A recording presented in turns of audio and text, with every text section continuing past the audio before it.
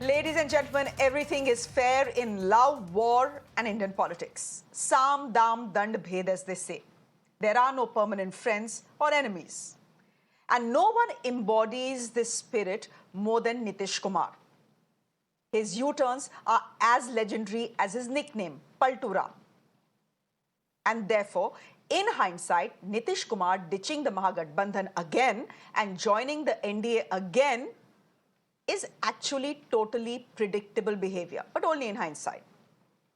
Yes, he was the original architect of India. He's the man who said the only way to fight the BJP's Hindutva is to pit it against social justice.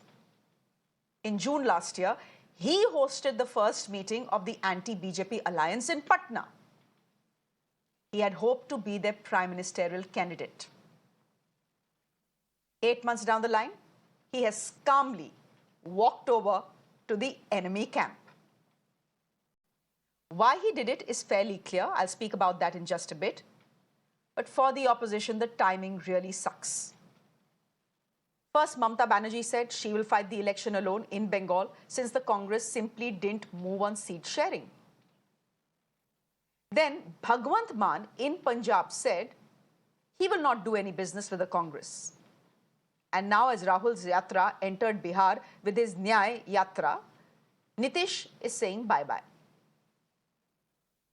So will Mamata Banerjee's prediction that whatever starts from Patna takes the shape of a public movement come true for the India alliance?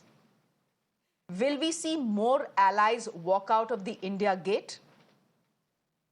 Could the Samajwadi Party be next? They have announced that they will be giving 11 seats to the Congress party in Uttar Pradesh when seat sharing talks are still on. The Congress wants 30. In Delhi, it is still not clear if AAP is willing to fight elections with the Congress party. Now, regional parties like the TMC, like the JDU, have claimed that they are being sidelined by the Congress. In fact, Mamata Banerjee has alleged she waited for 210 days to hear from the Congress on seat sharing. The JDU has alleged that the Grand Old Party is busy grabbing important posts in the opposition's bloc and is attempting to weaken regional parties. Fact is, they're not very wrong. The Congress wants to be with regional parties to maximize its gains, but it does not want to cede too much ground to them. So has the Congress, in the process, become the weakest link in the India bloc? Rahul Gandhi on his self-indulgent I.N.D.I.A Yatra doesn't seem to care. The BJP has already started pushing its well-crafted narrative that the opposition alliance is doomed with no leader, with no agenda and no cohesion. Ladies and gentlemen, it's therefore time to ask that all-important question. Is it the beginning of the end for the India alliance that had promised to erect a strong anti-Modi front for 2024? After all, it's not me, but Mamata Banerjee who had famously said in Patna, what begins in Patna becomes a national movement. Before we go to our guest this evening, let's start by hearing who said what today. हमने निमंत्रण सभी को दिया है, ममता जी को भी दिया था, हमने नीतीश कुमार जी को भी कहा था, पर वो तो गिरगिट निकले। उन्होंने कल वहाँ सूत्रधार जो दिल्ली में बैठे हुए हैं, उन्होंने मुहूर्त ढूंढ निकाला कि भारत जोड़ो न्याय यात्रा बिहार में आज प्रवेश होने वाली है, तो 24 घंटे पहले हेडलाइन मैनेजमेंट करो और ड्रामा नचाओ। और पूरा ड्रामा रचाया गया दिल्ली में उस सूत्रधार के कहने पर। देखो, एक-एक को नोटिस देना, डराना, धमकाना, उसकी दोस्ती अगर नहीं छोड़ेंगे, फिर हम देख लेंगे। डर के कोई दोस्ती छोड़ रहा है, कोई पार्टी छोड़ रहा है, कोई गठबंधन छोड़ रहा है। अरे, इतने डरपोक लोग अगर रहे, तो क्या यह मुल्क बचेगा? क्या यह संविधान बचेगा? क्या यह डेमोक्रेसी बचेगी? इसीलिए ये आखिरी चांस है आपको वोट देने का। ठीक है, वो इस देश के वरिष्ठ नेता है उम्र में भी हम सबसे बड़े हैं, अनुभव में भी हमसे बड़े हैं, तो ऐसे वरिष्ठ नेता के बारे में कुछ टिप्पणी करनी ये मेरी संस्कृति नहीं है। लेकिन जो भी हमने जितने दिन हम सब ने काम अच्छा किया वो काम अच्छा ही रहा। उन्होंने भी इंडिया में पहली मीटिंग पटना में होस्ट की थी, वो तहे दिल से हम उनकी आभार है, लेकिन बाकी का इंडिया ब्लॉक साथ ही रहेगा।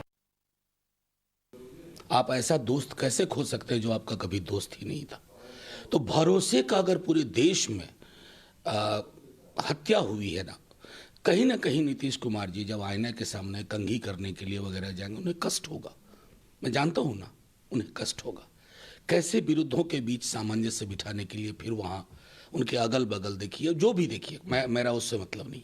लेकिन एक सरकार जो बहुजन चरित्र के साथ समाजवादी सरोकारों पर आगे बढ़ रही थी, युवाओं में देखिए क्या हताशा का माहौल आ गया। पहली बार नौकरी, 17 साल से ये सरकार में थे, लेकिन 17 महीने में ही क्यों इतनी नौकरियां मिली? जो व्यक्ति कहा करते थे कहां से लाएगा पैसा। For a brief moment, let's look at why Nitish did what he did.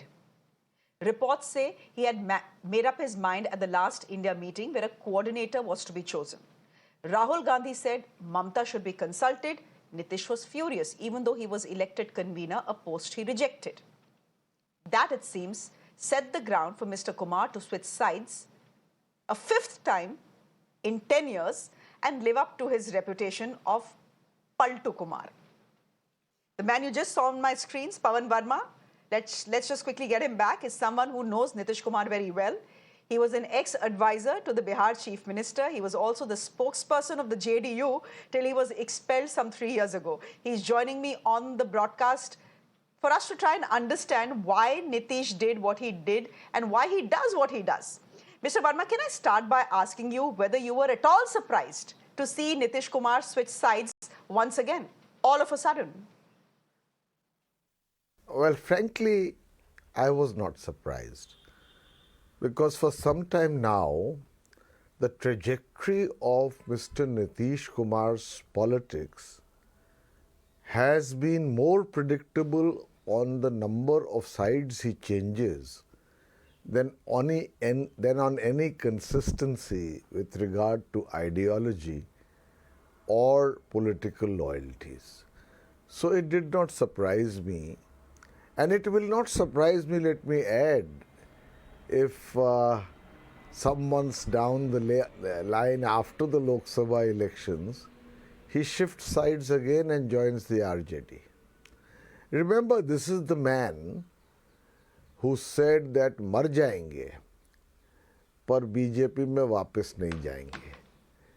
And I must say, for the BJP, Amit Shah ji had said that the doors of the party are closed forever for Nitish Kumar. Similar statements have been made in the past by RJD leaders also and by Nitish Kumar for RJD. But we have seen what kind of politics is at play in Bihar. It's a very sorry spectacle. So I was not surprised. But as a political observer, sitting on the fence, would you give a pat on the back to the BJP who orchestrated this coup? And too bad. I mean, the India bloc were caught off guard. Too bad for them.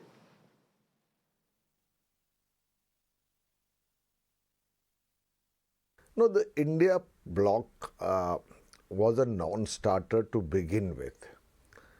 The attempt to forge opposition unity began in June 2023, when less than a year remained for the national elections.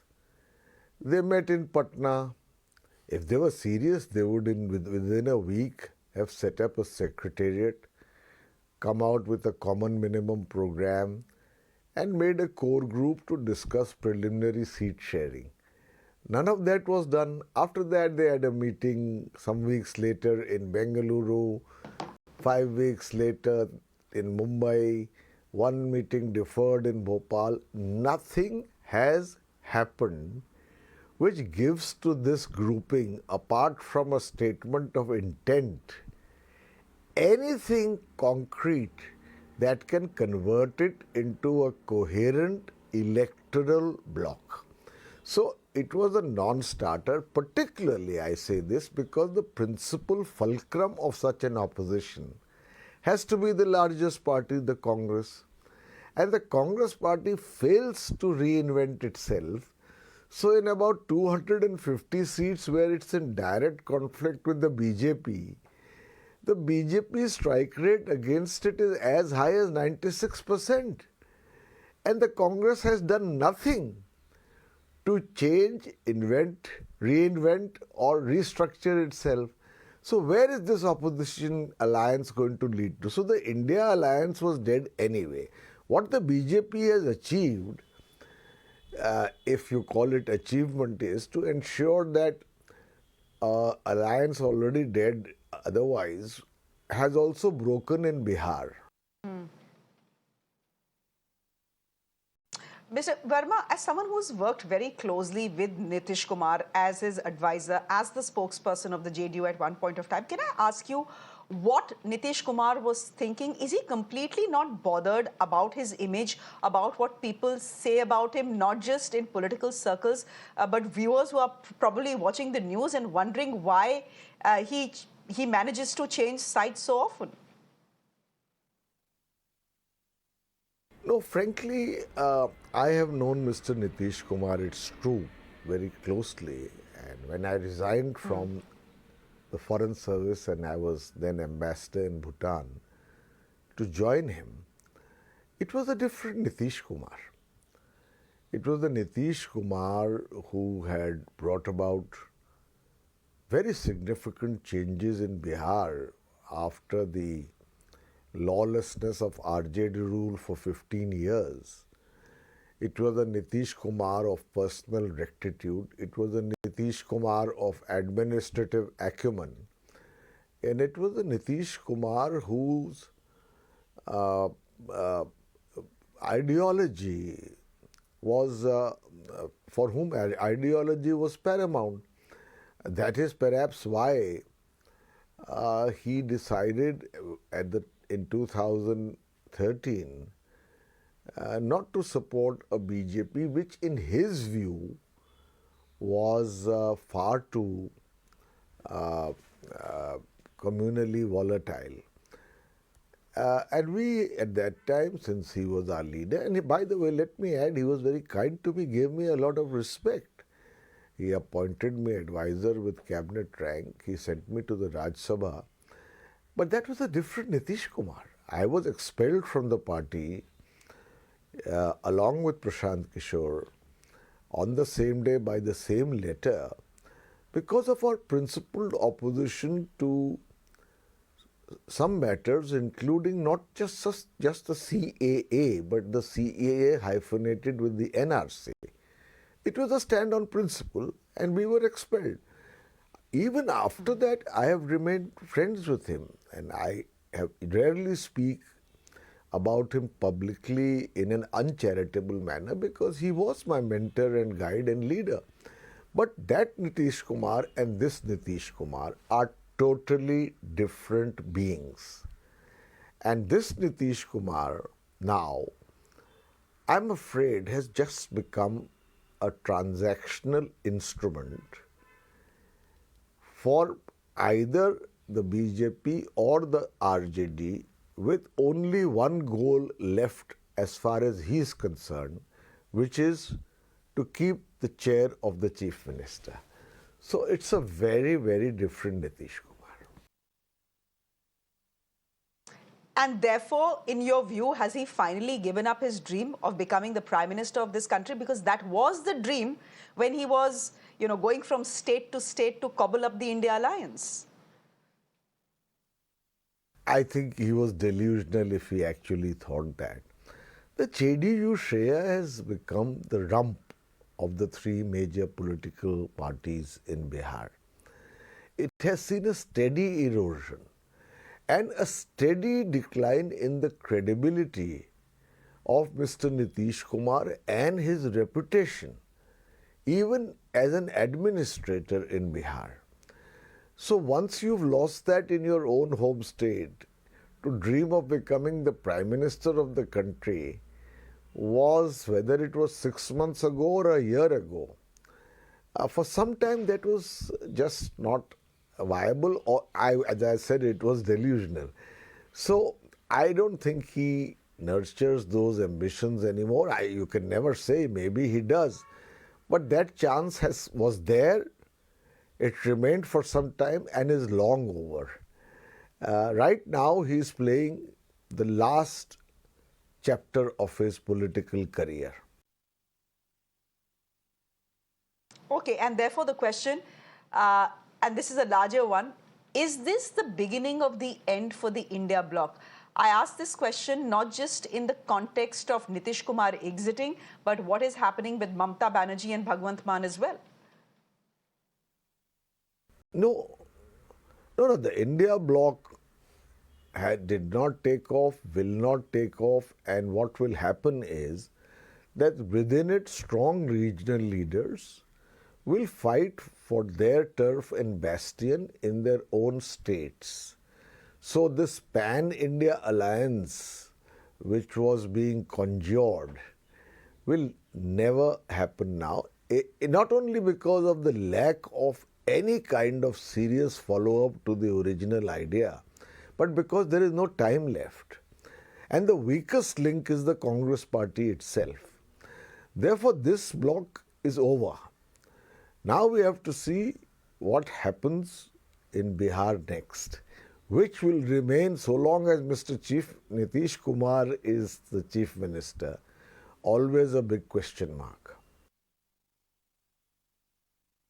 We'll see what happens in Bihar next. We'll see what happens in the India bloc next. Mr. Varma, thank you very much for joining us on the broadcast and speaking to us. It's time for me to put that very important question. Is this the beginning of the end for the India bloc? To my panelists this evening. Mr. Varma, thank you very much.